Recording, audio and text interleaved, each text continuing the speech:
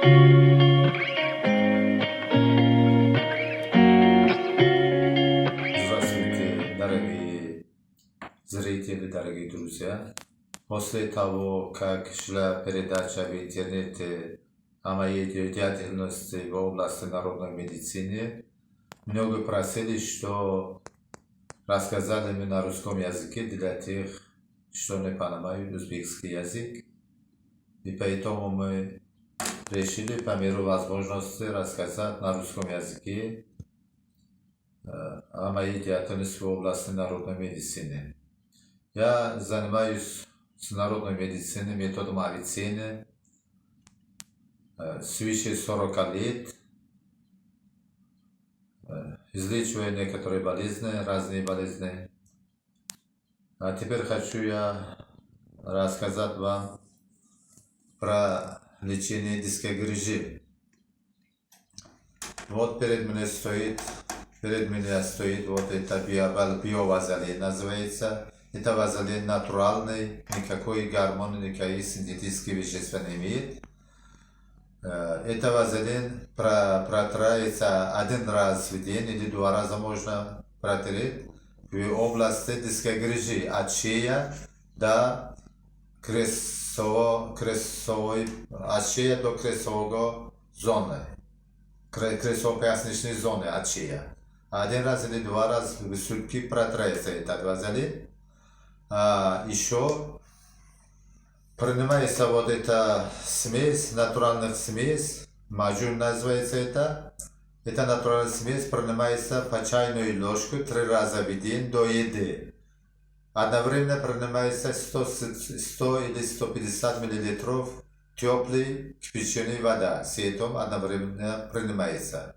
За час до еды 3 раза в день. И через неделю или через 2 недели уже наблюдается улучшение здоровья тех, кто заболел с дисковой грыжей. Я 9 лет уже, полностью 9 лет, это лекарство принимаю при лечении дисковой грыжи.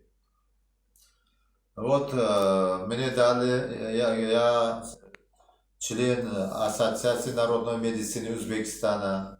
Мне дали вот этот сертификат со стороны это... Благодарность, да? Да? Вот это благодарность, это что? Это сертификат, вот это благодарность. Со стороны государства это дали мне вот это. Да, Здесь имеется подпись ректора мединститута Бухарский, подпись это Хокима Бухарской области. Мер. И мер Бухарской области, подпись имеется, печать. И международный фонд Авиценна есть, его начальник тоже подпись имеется здесь. И далее есть 2 подписи. Вы сами где живете? Я живу по адресу село Кала. Именно так надо произносить Кала. А если по-русски это произносит Кала, это означает голова. Наш народ не понимает это. Кала надо.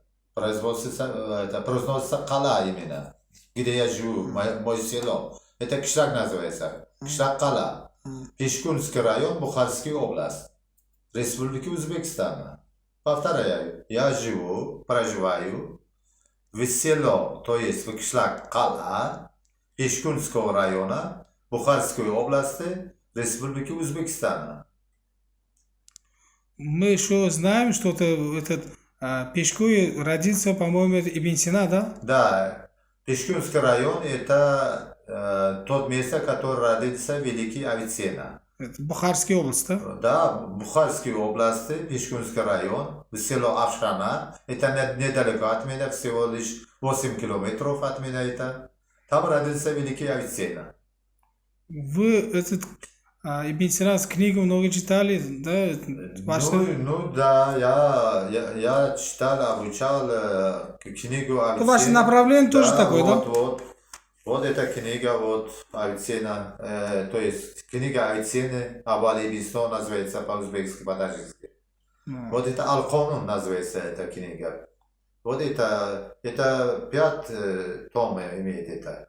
Вот это 4 том, 5 том, извините, 5 том здесь.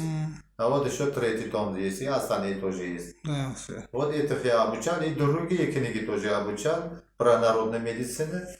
И практиковал несколько лет, и потом я А начал... сколько лет вы практиковали? Я практиковал 13 лет. После 13 лет я это как знаменитый стал, для народа знаменитый стал. Лечение детской грыжи это не совсем трудно при моих методах лечения. Вот натирается это биовазелин, я же сказал еще. Натирается 1-2 раза в день, и по чайной ложку принимается это 3 раза в день до еды. И люди, которые от меня это взяли, использовали это средство, они минимум 80% этих людей, минимум 80% этих людей полностью оздоровили. Выздоровели, то есть, выздоровели полностью. Но для лечения детской грыжи в среднем требуется 3-4 месяца. Один курс лечения требуется. Это каждый месяц улучшается состояние, за каждый месяц улучшается. А Хосуляке, как вы думаете, каждый дискрижа вам разница есть? Например, сколько его сантиметрный или... Да. Как вы... У каждого пациента есть свой специфики. Это они различаются по размеру. То есть у кого 3 миллиметра, у кого 10 миллиметров бывает, у кого больше 10 миллиметров бывает. И место расположения этой дискрижи тоже у каждого человека в разном месте бывает. А И диагноз... глубина тоже разная бывает. Ну, вам МРТ нужен, да, тогда? Да, у каждого пациента должно быть МРТ, чтобы в мой прием он пришел, чтобы я принял его. У каждого этого пациента должен быть МРТ. Заключение МРТ должен быть. Диагноз. Да, диагноз. Окончательный диагноз. Да, тщательный диагноз, определенный диагноз должен быть. Надо. Все, ладно, понятно. Удачи вам. Спасибо.